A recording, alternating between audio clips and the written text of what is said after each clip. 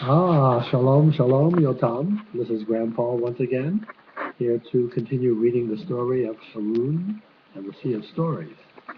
But before I will tell the story, I thought I would tell you, there's Danny barking, and it's about Danny. I want to tell you a story, a quick story.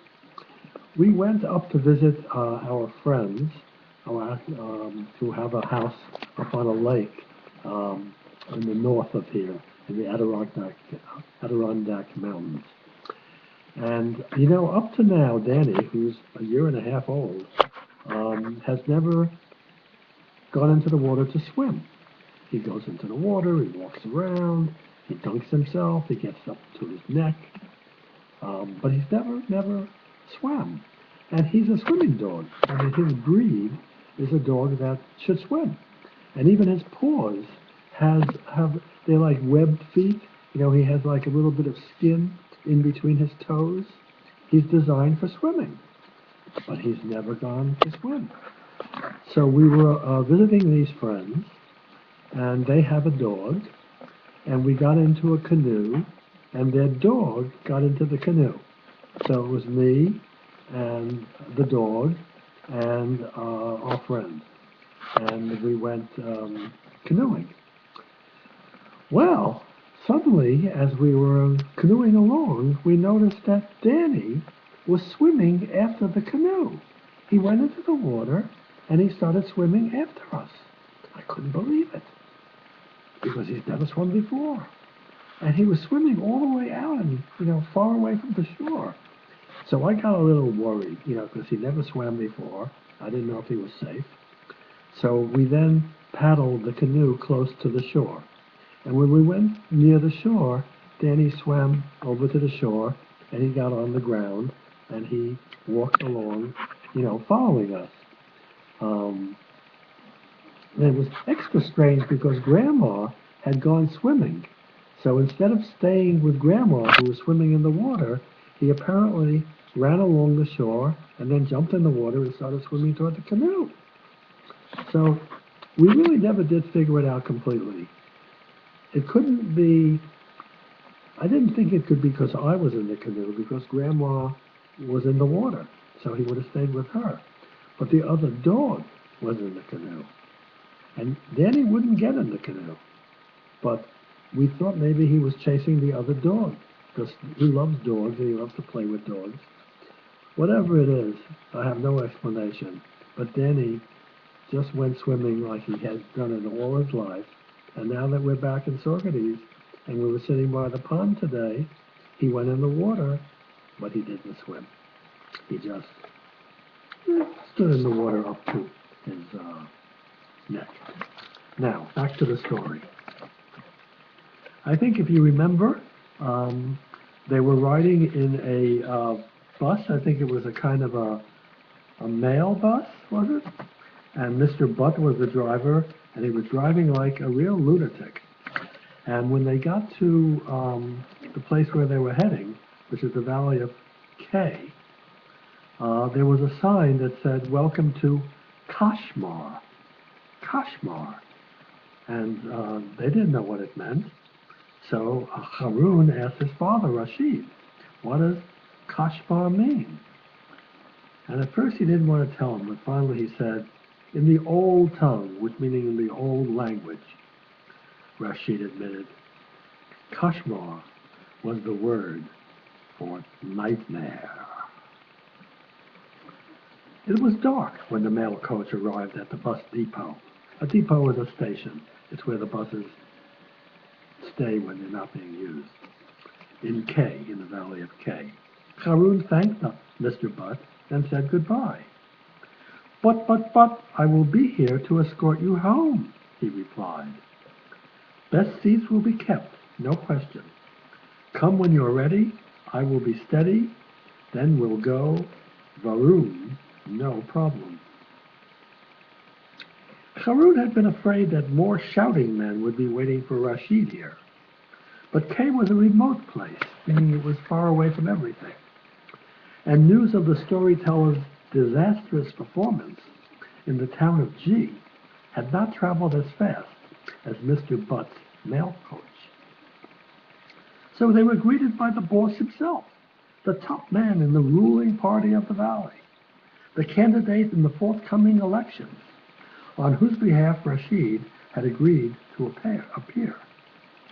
This boss was a fellow so shiny-faced and smooth, dressed in a white bush shirt. I don't know what a bush shirt is. I think it may be something that you wear in the bush. The bush is like the jungle. And trousers so starchy clean and neat that the scruffy little mustache straggling along his upper lip seemed to have been borrowed from someone else. It was far too crummy for a gentleman as slick as this. The slick gent greeted Rashid with a movie star smile.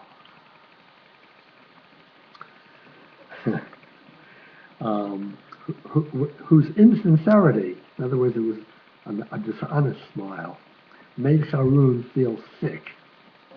"Esteemed Mr. Rashid," he said, "an honor for us. Esteemed Mr. Rashid, a legend comes to town."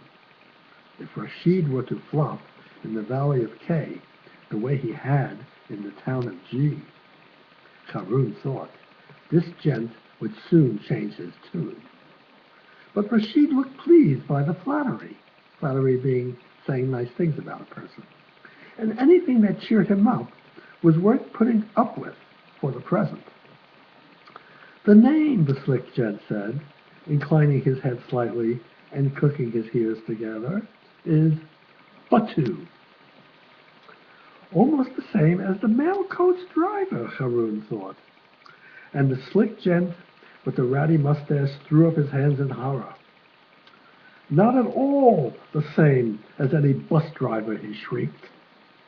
"Suffering Moses, do you know to whom you speak?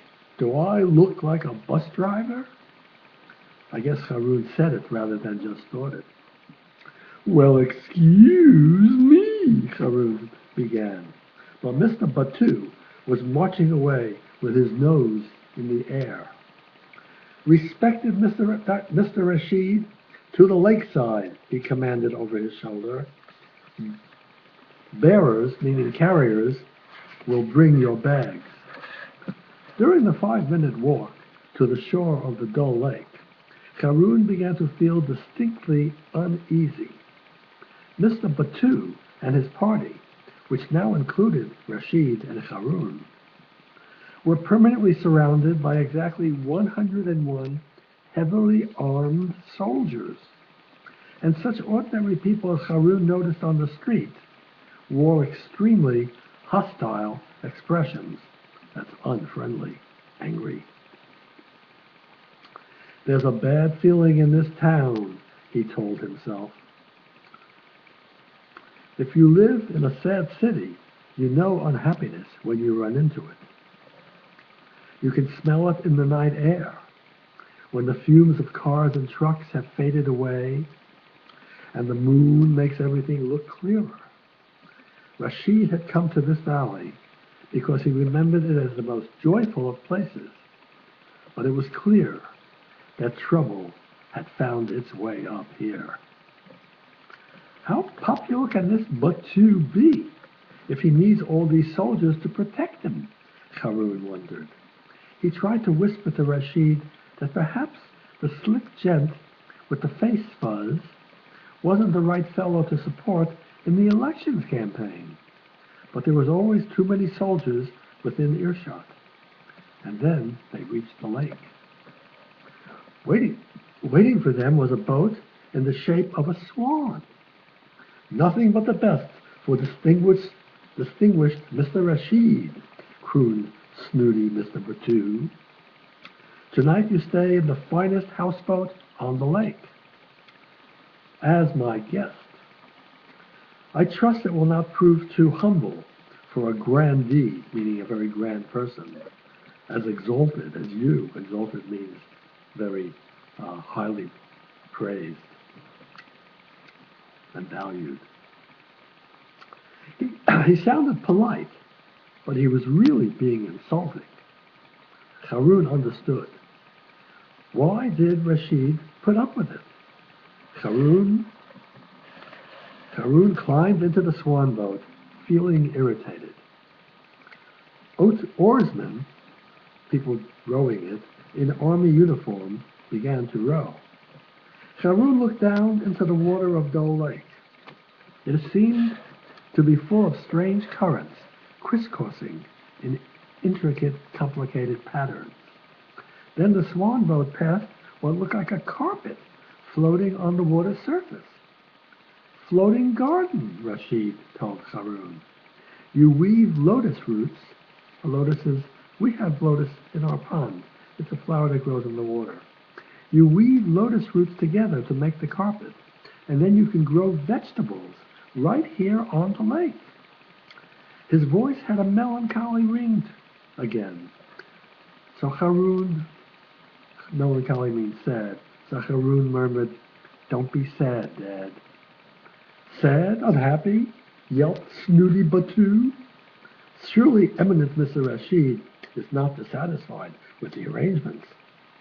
Rashid, the storyteller, had always been incapable of inventing stories about himself, so he answered truthfully, "Sir, not so. This is an affair of the heart." Why did you tell him that? Harun thought fiercely. But Snooty Batu was delighted by the revelation. Revelation is to reveal something. "Not to worry, unique Mr. Rashid," he cried tactlessly. "She may have left you." Now he's talking about Mrs. Rashid. This is Rashid's wife. "But there are plenty more fish in the sea." People say that they really mean plenty more people. "Fish?" Harun thought in a rage. Did he say fish? Was his mother a pomfret? Must she now be compared to a glumfish or a shark? Really, Rashid should bump this Batu right on his stuck-up nose. The storyteller trailed a hand listlessly in the waters of the dull lake. "Ah, but you must go a long, long way to find an angelfish," he sighed. As if in response to his words, the weather changed. A hot wind began to blow, and a mist rushed at them across the water. The next thing they knew, they could see nothing at all. Never mind the angelfish, Harun thought. I can't even, just at the moment, find the tip of my nose. The next chapter is the dull lake. Harun had already smelled unhappiness on the night air, and this sudden mist positively stank of sadness and gloom. We should have stayed at home, he thought. No shortage of long faces, meaning sad faces, here. "Phoo!" shouted Rashid Khalifa's voice through the green-yellow mist. "Who made that smell? Come on, admit." "It's the mist," Harun explained. "It's a mist of misery." But at once Snooty Batu's voice cried out, "Lenient, Mr. Rashid. It seems the boy wants to cover up his stink-making with inventions. He's blaming Harun. I fear he is too much like the folk of this foolish valley, crazy for make-believe. What I must put up with. My enemies hire cheap fellows to stuff the people's ears with bad stories about me, probably true stories. And the ignorant people just lap it up like milk. For this reason I have turned, eloquent Mr. Rashid, to you.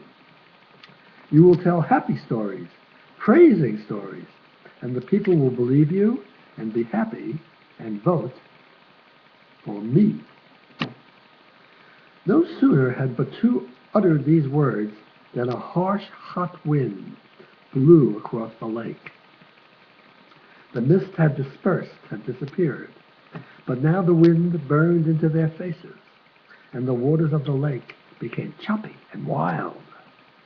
"It's not the least dull, this lake," exclaimed Haroun. In fact, it's positively temperamental. Temperamental means changing with emotion. As the words left his lips, a penny dropped. This must be the Moody Land, he burst out. Now the tale of the Moody Land was one of Rashid Khalifa's best-loved stories.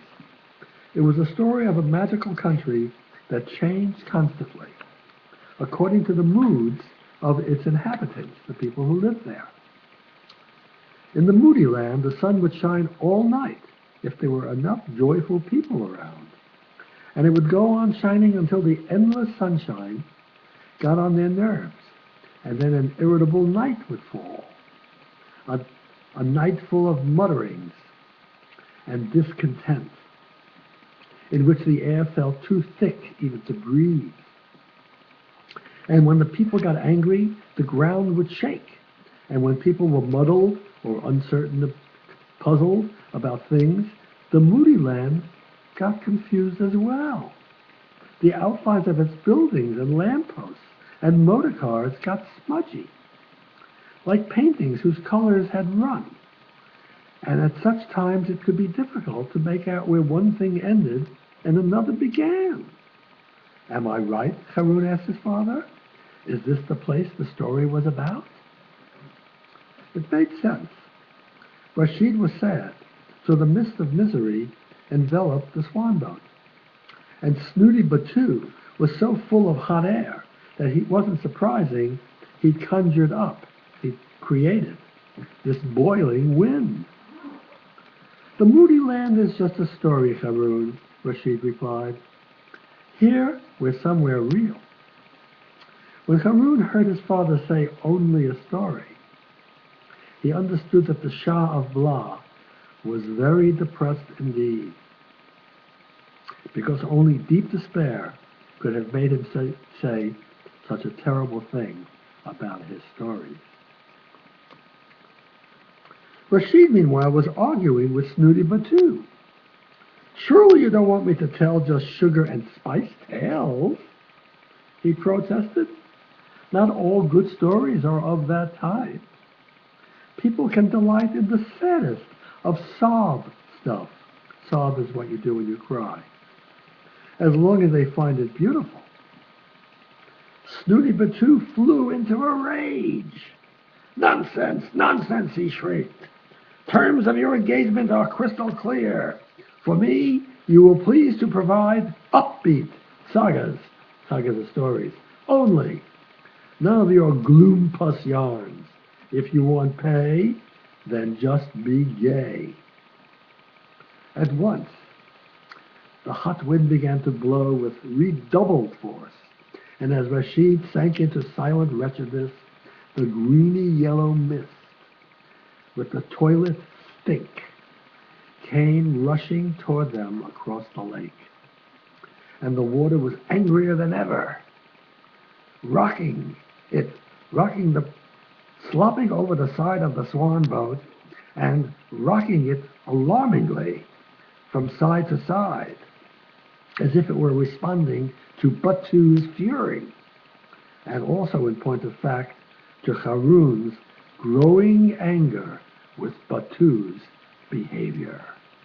Okay, that's all for this session. See you later.